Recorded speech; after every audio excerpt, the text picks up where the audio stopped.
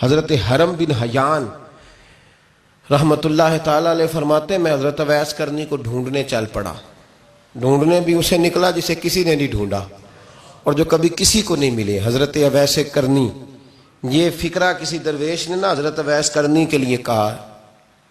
یہ فکرہ پورا فیٹو نہیں پہ آتا ہے. اسی کسی دے کچھ نہیں جے لگ دے تے نہ کوئی ساڈا دردی، کوئی جرانہ نہیں، کوئی دوستانہ نہیں. حضرت اویس کرنی کا مزار بھی کنفرم نہیں کہ کدھر ہے.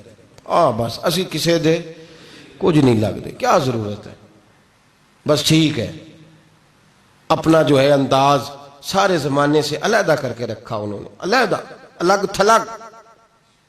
تو حضرت خواجہ اویس کرنی کو ڈھونڈتے ڈھونڈتے کہتے ہیں میں گیا، کرن گیا. حضرت حرم بھی نہیں، یہ داتا صاحب نے اس کو لکھا ہے. فرماتے ہیں میں گیا تو مجھے لوگوں نے کہا وہ تو حج کرنے چلے گئے. کہتے ہیں جب میں مکے گیا تو میں نے لوگوں سے پوچھا اویس کرنی آئے تھے؟ کہنے لگے ہم تو نہیں جانتے.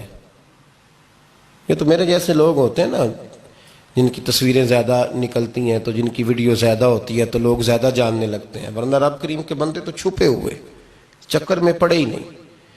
کون اویس کرنی؟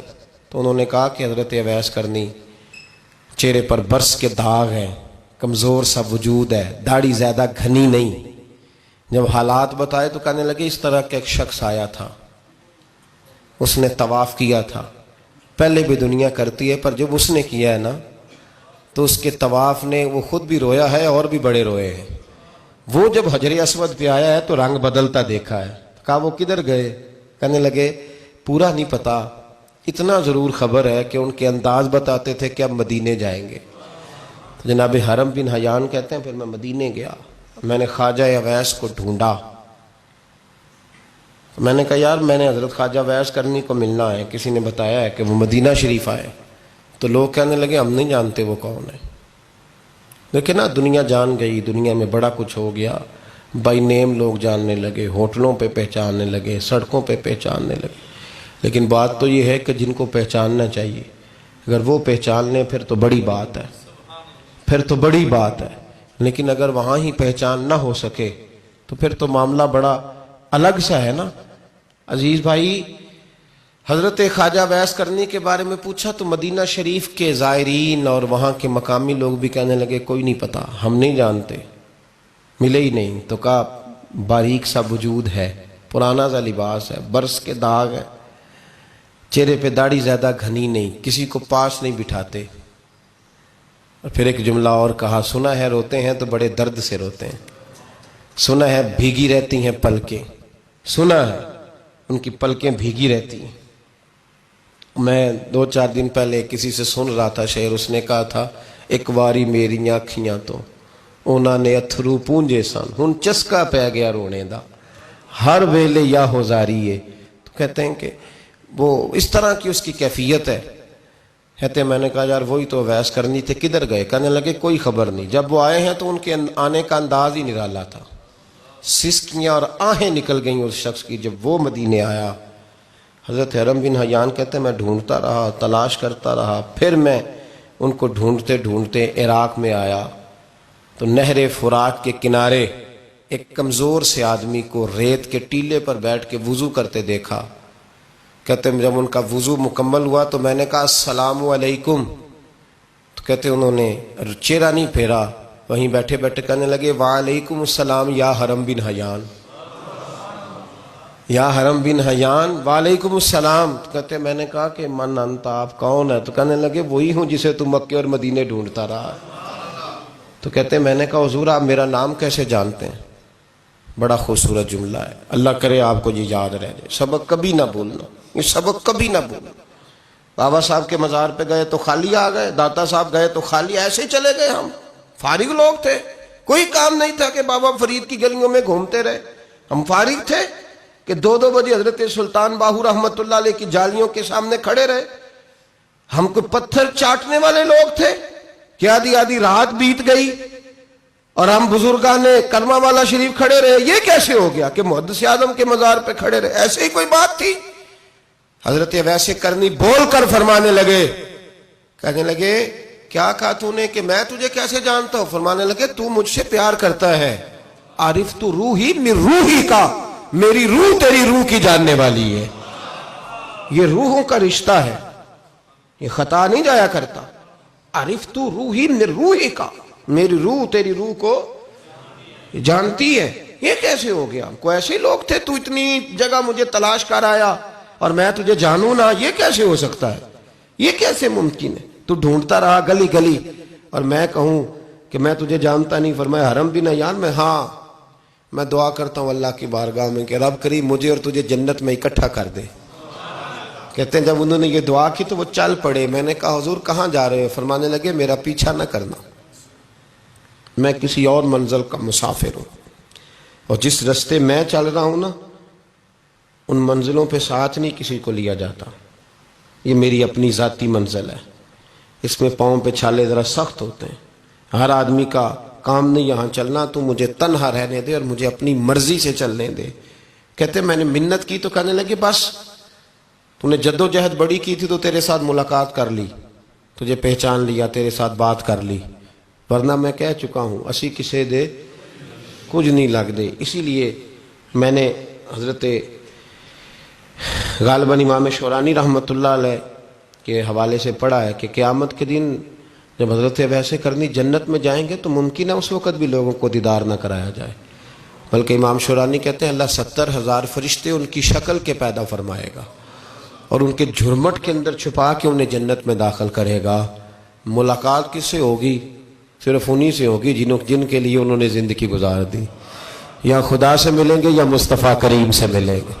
یہ بھی لوگ تو محبت کریں. صالحین کا پیار، نیک لوگوں کی محبت، صالحین کی محبت رستہ آسان کرتی. کوئی شک نہیں کہ زمانے میں سارے لوگ اچھے نہیں ہوتے، برے لوگ بھی آئے ہیں مارکیٹ میں، ہوتے ہیں، لیکن 2 4 5 10 بروں کو لے کر کے اچھوں کی محبت چھوڑ دیں گے، نیک لوگوں کا ذکر چھوڑ دیں گے، ان کا پیار چھوڑ دیں گے، ان کا تذکرہ پڑھنا چھوڑ دیں گے، ان کے پاس بیٹھنا چھوڑ دیں گے. گزشتہ دور میں جو بادشاہ بھی نیک ہوئے نا وہ بھی صالحین کی محبت کی وجہ سے نیک ہوئے. اورنگزیب عالمگیر اگر کچھ بہتر ہوئے تو اس لیے کہ ملا جیون نیک آدمی سے محبت کرتے تھے.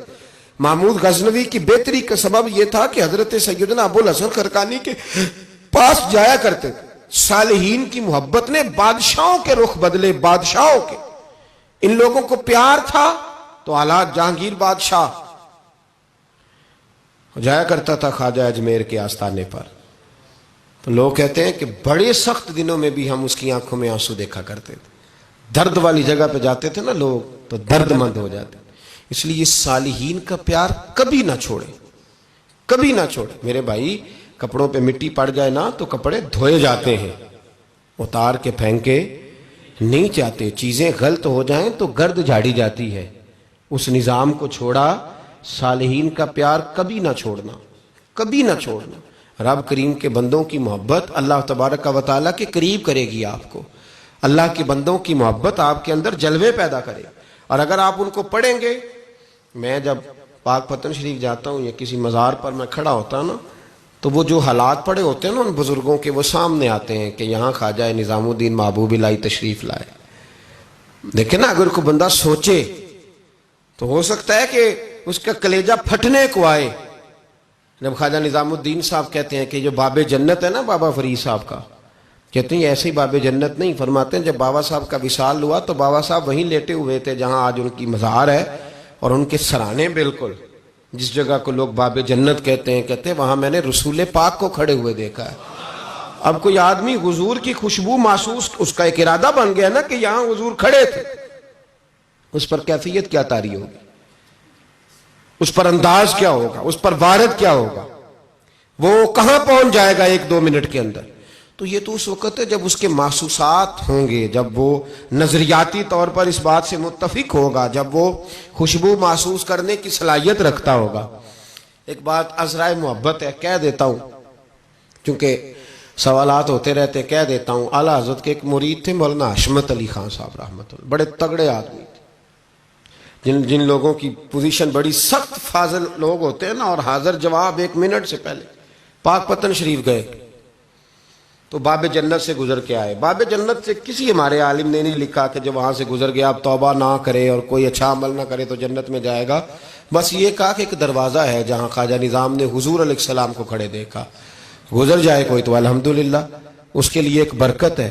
لیکن کسی شخص نے یہ نہیں کہا کہ کہ اب وہاں سے نکل کے آ جائے اور معاذ اللہ جھوٹ بولے، جو مرضی کرے اور کہ میں جنتی ہو گیا، یہ معنی کسی بندے نے بھی بیان نہیں کیا۔ ہاں وہاں سے گزر کے آئے، سچی توبہ کرے، بعد میں اپنے اعمال پہ محنت کرے، اللہ اسے برکت عطا کرے گا۔ فرماتے ہیں میں پاک پتن شریف سے ہو کے آیا، رش بڑا تھا، اس کے ایام تھے، تو باب جنت سے گزر کے آیا تو میں بس کی چھت پہ بیٹھ گیا۔ کچھ اور لوگ بھی تھے، تو ان میں سے کچھ ایسے صاحبان بھی تھے جن کو بیماری ہوتی ہے چھیڑ کے رکھنے کی، کوئی نہ کوئی بات کیے رہتے ہیں، یہ ہو گیا تو وہ ہو گیا، کہتے ہیں انہوں نے بات چھیڑ دی، مولانا کہاں سے آ رہے ہو؟ تو میں نے کہا پاک پتن شریف۔ تو کہنے لگے کہ آپ وہ بہشتی دروازہ جس کو کہتے ہیں باب جنت، وہاں سے بھی گزرے ہیں؟ کہنے لگے الحمدللہ، لائن تو بڑی لمبی تھی پر موقع مل ہی گیا ہے، گزر گیا ہوں وہاں سے۔ تو کہتے ہیں مجھے سونگنے لگ گئے۔ کہنے لگے پھر تو آپ جنتی ہو گئے ہوں گے، پر آپ کے پاس سے جنت کی خوشبو نہیں آ رہی۔ تنزیہ، انہوں نے کہا تنزیہ۔ تو کہتے ہیں انہوں نے طنز کیا تو مجھے بھی حق حاصل تھا، جواب در جواب کی تو اجازت ہونی چاہیے نا۔ میں نے کہا مولانا کیوں، آپ کیوں سونگ رہے ہیں؟ کہنے لگے میں نے حدیث پاک میں پڑھا ہے کہ جنتی 500 سال بھی دور ہوگا تو اس کے پاس سے خوشبو آئے گی، یعنی 500 سال لگیں گے ابھی اس تک، تو پھر بھی جنت کی خوشبو آئے گی، تو آپ سے تو کوئی نہیں آ رہی۔ کہتے ہیں میں نے ان سے کہا آپ نے ایک حدیث پڑھی ہے، اگلی بھی پڑھ لینی تھی۔ حضور نے فرمایا جہنمی کو جنت کی خوشبو کوئی نہیں آئے گی۔ یہ نہیں پڑھی آپ نے حدیث، یہ نہیں نظر سے گزری؟ تو کہتے ہیں اب وہ مولانا مجھ سے معذرت کرنے لگے، کہنے لگے یار آپ تو ناراض ہی ہو گئے۔ تو میں نے کہا بھی آپ نے کیوں چھیڑی بات؟ میں نے آپ سے کوئی ڈسکس کیا؟ آپ نے پوچھا کہاں سے، پھر آپ ہی نے کہہ دیا کہ وہاں سے گزرے کہ نہیں جنتی دروازے سے، اور پھر آپ نے ہی اعتراض کر دیا، تو پھر ہمیں اتنا تو حق حاصل ہے نا۔ ہم آپ بھی کرتے ہیں تو ہو جاتے ہیں بدنام، اور تم قتل بھی کر دو تو چرچا نہیں ہوتا، ہمیں بھی تو حق حاصل ہے نا، اتنا تو جواب در جواب ہم دے سکتے ہیں۔ تو بھائی اس لیے صالحین کی محبت کبھی نہ چھوڑیں، اللہ کے بندوں کا پیار کبھی نہ چھوڑیں۔ کسی بزرگ کا ذکر ہو، کسی صحابی کی بات ہو، اہل بیت حتیٰ کہ انبیاء کرام علیہ السلام، اللہ کے انبیاء کی محبت، ان کی تعظیم، ان کا اکرام اپنے دل میں بٹھائیں، اس کو جگہ دیں۔ یہ تکمیل ایمان کے لیے بڑا ضروری ہے۔ فقط استکمل الایمان کے لفظ آئے حدیث میں، اگر تکمیل ایمان چاہیے تو اللہ کی رضا کے لیے لوگوں سے محبت کرنی چاہیے۔ اللہ عمل کی توفیق عطا فرمائے۔